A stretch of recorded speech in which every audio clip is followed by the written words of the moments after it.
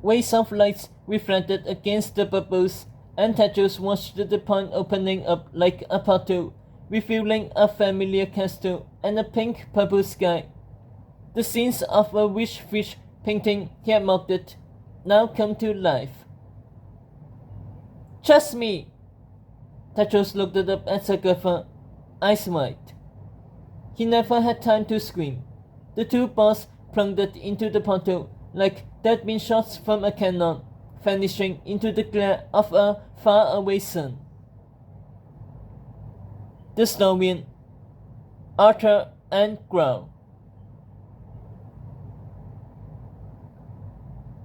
The pen that tells the tale is just that, the teller with no place in the story.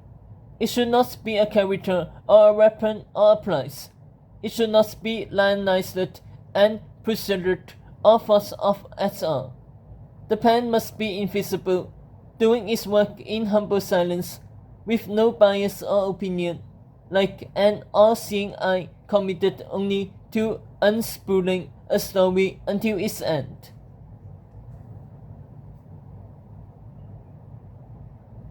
Yet here we are, things once held sacred are sacred no more. The pen is under siege. My spirit is weakened, my powers fading. I must tell my own story or risk man erasing it forever. Man who dissipates. Thousands of years of trusting in my powers has now come to take them from me.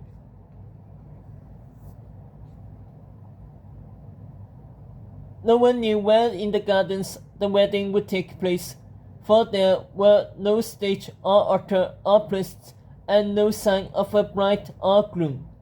But as the sun dipped into the horizon, guests continued to let guests in. Men, women, children, dwarfs, trolls, elves, ogres, fairies, goblins, nymphs, and more citizens of the woods, all dressed in their finest as they climbed through the gates of Camelot's castle.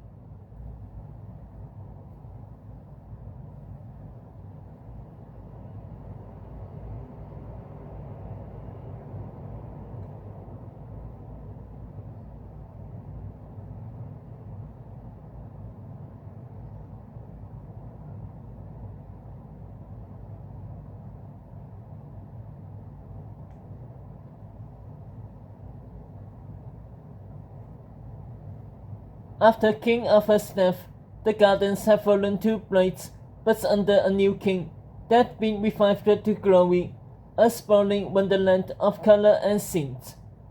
Packed hip to hip, the people flooded the groves of the orange grove, the paths of the sunken garden, and the lawns of the rose field, all of which orbited the long reflecting pool crowned with a marble statue of King Ryan hammering Excalibur into the masked snake's neck. Muddy shoes stinged the grass and flattened it with willows. Restless children tore branches and ate the lilacs. A family of giants broke an orange tree. But still, guests continued to let guests in, even as the setting sun hafted and quartered, and the smell of sweaty bodies clogged the air.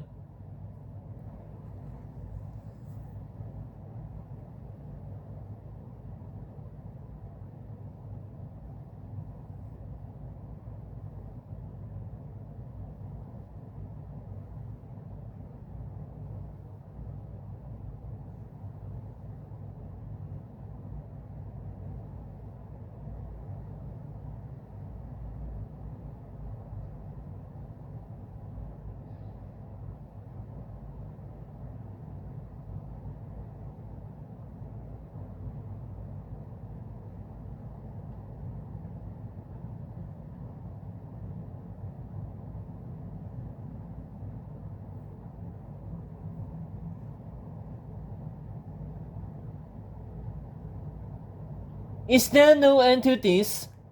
The Empress of Pussy glowed, holding her nose as people jostled against her, nearly knocking her and her goose feather coats into the reflecting pool.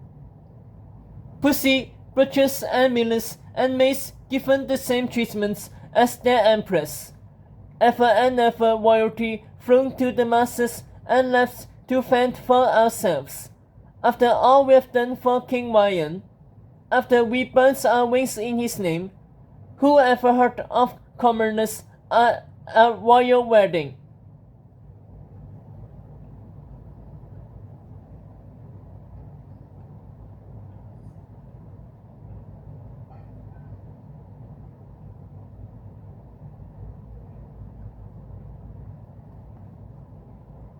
It is the commoners who have made him king, said the Maharavi of Mahadeva, watching a mountain pea in the turnips.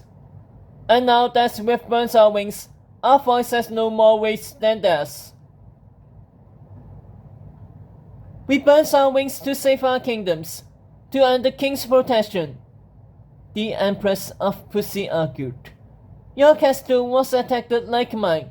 Your sons might be dead if not for you giving up your wing. Your realm is safe now. Is it? How are we protected if the Kingdom Council no longer has a vote against the king? The Maharani pressed. A king whom my advisors believe seeks the power of the Saurian.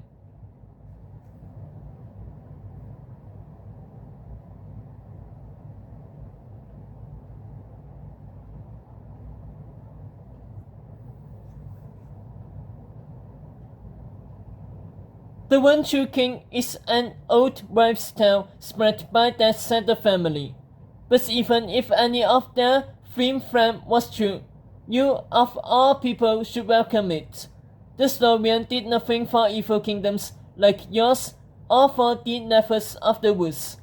If Wyan had the Saurian's power, he might do evil a world of good. The Empress stood stricter. King Wyan is a worthy king to both sides. He'll listen to us, whether or not we have our wings. King Wyan will always put us above the people.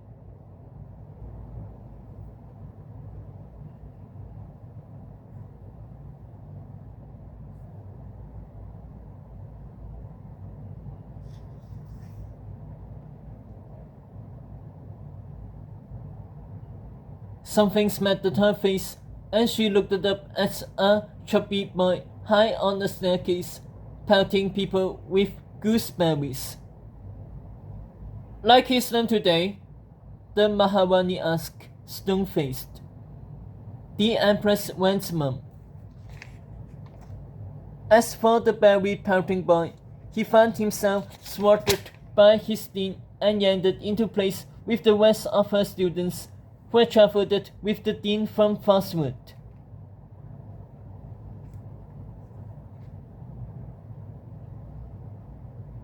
Behave, Arjun, or I'll tell King Wyan to throw you in the dungeon with his brother. Dean Brochure scolded, swiping her students' ammunition. And I assure you, you won't last a half-second in a cell with RJ. Not an ounce of good in that boy's body.